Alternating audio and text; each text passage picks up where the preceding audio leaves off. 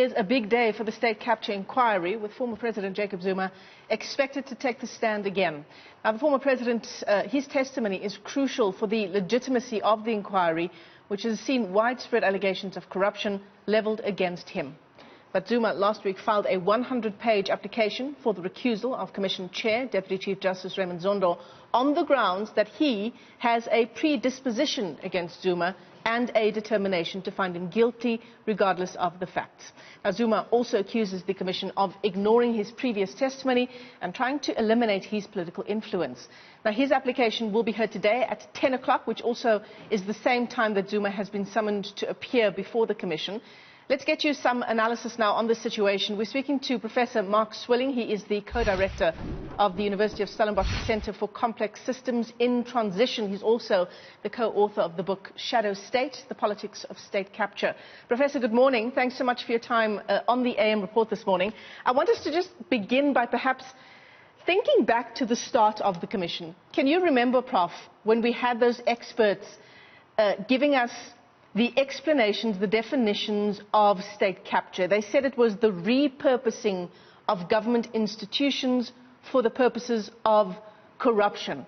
Now, Jacob Zuma says there is no such thing as state capture. How do we make sense of these two very different narratives?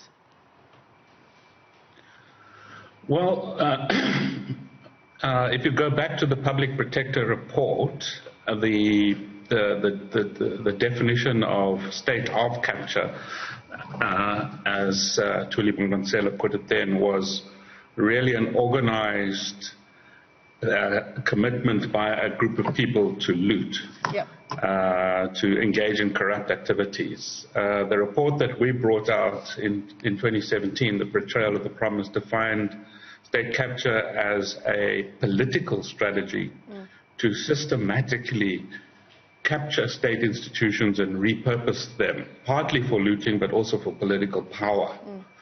For Jacob Zuma, his argument is that you can't capture the state because the state is made up of the judiciary, the executive and the legislature. And in order to capture the state, you have to capture all three. And if you don't capture all three, there's no state capture. Yeah.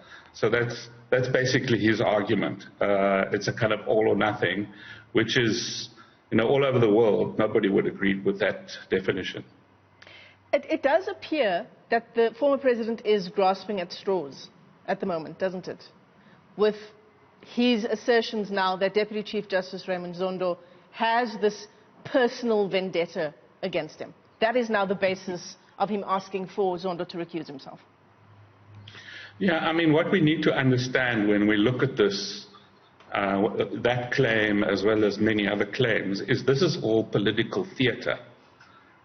This is all symbolics. This is all about the construction of a political movement aimed at reclaiming power. So what is called now officially the Radical Economic Transformation faction within the ANC, that champions Jacob Zuma as its leader and therefore by implication potentially a future president, they have to basically mount a successful public relations campaign to win over the sympathies of the population. And that means presenting Jacob Zuma as a victim of a conspiracy, which includes which includes Judge Zondo. Prof, there's some analysis now around Zuma's testimony being crucial to the legitimacy of the processes of the state capture inquiry. Would you agree with that? Yes, I think the Zondo Commission is in a bit of trouble. It's kind of on its back foot, not because it's done anything wrong in and of itself, but it hasn't really delivered to the nation. So it was the NPA and Zondo together, which was seen by the nation as dragging its feet, no action, bad guys running around, even strengthening their positions. NPA is now acting. Ace Magashule has been, is in their sights. A clear signal has been made. And the next step is for Zondo to step up, Zondo Commission to position itself accordingly. And today is a litmus test. If if Zuma pitches up, he knows he's strengthening the Zondo Commission. So when he's there, he has to fundamentally undermine it. Yeah. And that is how he's going to do that, is part of the political theater that we are now watching. How is he going to do it? If he goes for Zondo himself, that is really just part of a much wider process of presenting this entire attack on those people who were corrupt, and there's an increasing number of them, as a conspiracy. Professor, so let's say the former president takes the stand today. When we saw him at the state capture inquiry the last time he appeared for a few days, almost a week if I remember correctly, he was pretty much allowed free rein to go on these sort of rants. He spoke uninterrupted for large amounts of time, for a few minutes at least. We've seen the Deputy Chief Justice in recent times come down quite hard on other witnesses. I mean, how do you see it unfolding? Is it, if he does indeed appear, is it another case of more conspiracy theories, or do we drill down into the issues? And how do we drill down into the issues? How does Zondo assert himself better than perhaps he did the last time? I mean, that's a great question, and it really links to my previous point that this is a litmus test. This is key. If Zuma pitches up, how Zondo, if Zuma pitches up, how Zondo acts and behaves in a way that directs the process is going to be absolutely critical, not just for today's testimony, but for the entire legitimacy of the Zondo Commission. The nation needs to see that it has teeth.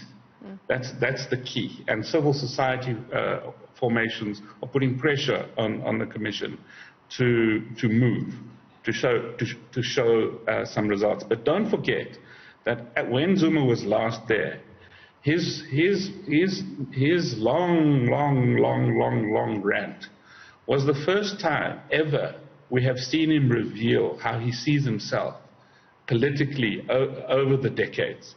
And essentially, his argument was that there is a conspiracy between 3 intelligence agencies, which goes back to the 1980s, to basically get rid of him, including assassinating him.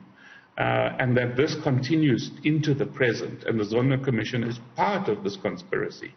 So this is a world of shadow, of mystery, of manipulation, that the ordinary South African citizen is told, you will never understand this. This is what I understand.